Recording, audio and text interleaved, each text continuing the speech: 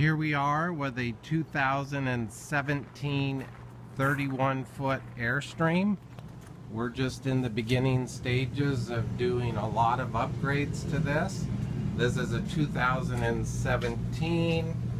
You can see the bed is kind of a lift bed and slightly different configuration, but the biggest thing that's different with this as prior to other 15s and 16s I've done is it's got these wall-mounted radiator heaters throughout the entire RV and the lovely digital touchpads for everything, which increases your parasitic load, which means you're going to consume more amp hours over any given 24-hour period. And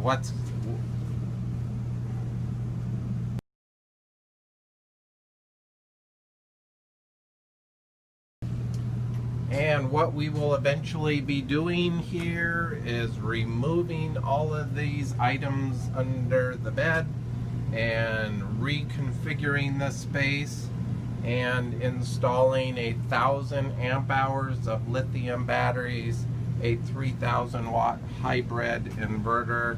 The customer already has a small solar system that we're not going to change at the moment. But this is just the beginning stages. It's going to be a little bit of work, but that's okay.